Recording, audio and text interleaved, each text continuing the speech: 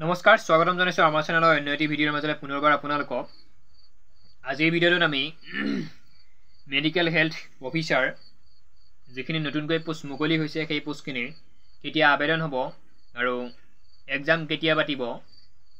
লগতে যিখিনি 2023 নে 2022 মই পাহৰিছো 2023 চনত নে 2022 চনত যিটো 2008টা পদৰ ডিএমই যিটো অনলাইন প্ৰক্ৰিয়া চলি গৈছিল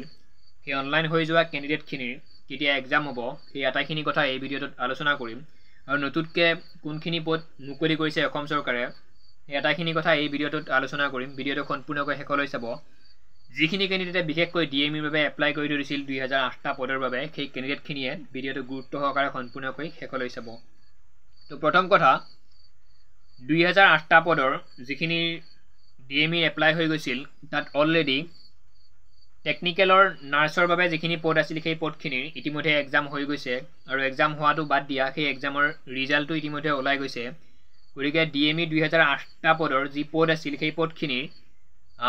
পোষ্ট আছিল grade 3 post grade 4 post technical আৰু নন টেকনিক্যালৰ ইতিমধ্যে টেকনিক্যালৰ নাৰ্ছিঙৰ যিখিনি এক্সাম আছিল হ'বলগীয়া সেইখিনি এক্সাম সুকলমে পাৰ হৈ গৈছে এক্সামৰ ৰিজাল্টটো আহিছে এতিয়া বাকি আছে কেৱল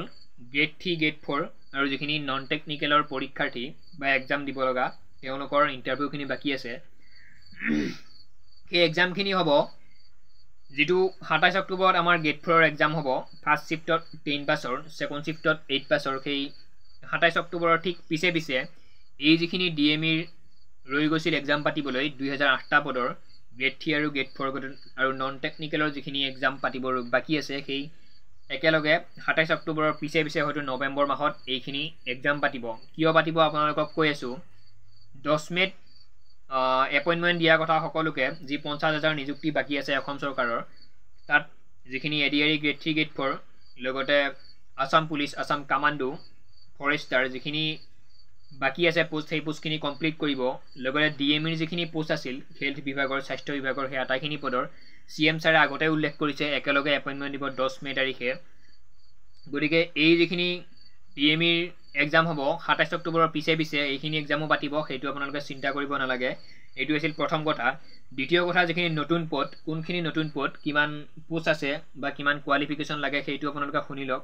নতুনকৈ এপ্লাই কৰিব পাৰিব মেডিকেল হেল্থ অফিচাৰৰ পোষ্টত প্ৰথম কথা টোটাল পদ আছে 400 পদ যিখিনি নতুনকৈ আবেদন কৰিব লাগিব কেতিয়া আবেদন কৰিব লাগিব সেই আটাইখিনি কথা কৈ আছো মই টোটাল পদ নতুনকৈ মুকলি হৈছে 400 মেডিকেল অফিচাৰ মেডিকেল হেল্থ অফিচাৰৰ বাবে তাৰ জেনাৰেল কাষ্টৰ বাবে পোষ্ট আছে 174 টা ওবিসি আৰু এমওবিসিৰ বাবে পোষ্ট আছে 108 টা অৰ্থাৎ 108 টা এসসিৰ বাবে পোষ্ট আছে 28 টা এসটিপি বাবে পোষ্ট আছে 60 টা আৰু এসটিএইচৰ বাবে পোষ্ট আছে 30 টা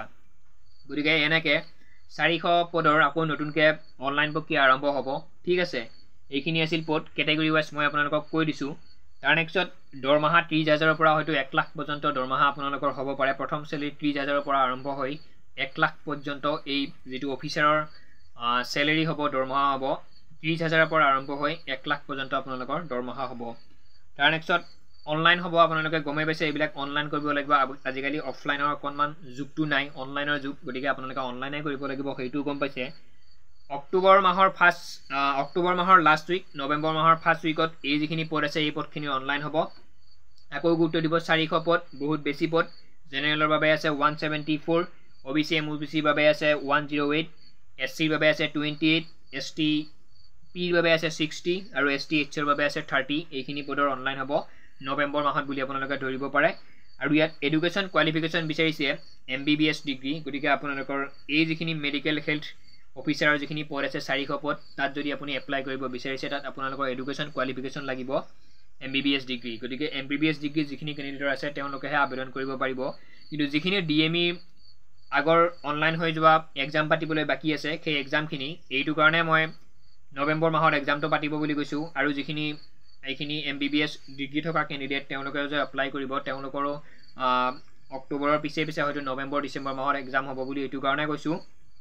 একেলগে এপইন্টমেন্ট দিব সকলোৰে 50,000 ক্যান্ডিডেটক 50,000 চাকৰিয়ালক একেলগে এপইন্টমেন্ট দিব হিমন্ত বিশ্ব শৰ্মা ডাঙৰীয়াই 10 মে তাৰিখে গতিকে ভিডিঅটো এইখিনিয়ে আছিল যদি কিবা ডাউট আছে আপোনালোকে কমেন্ট কৰিব মই কমেন্টৰ আপোনালোকক ৰিপ্লাই কৰিম ধন্যবাদ জয় অসম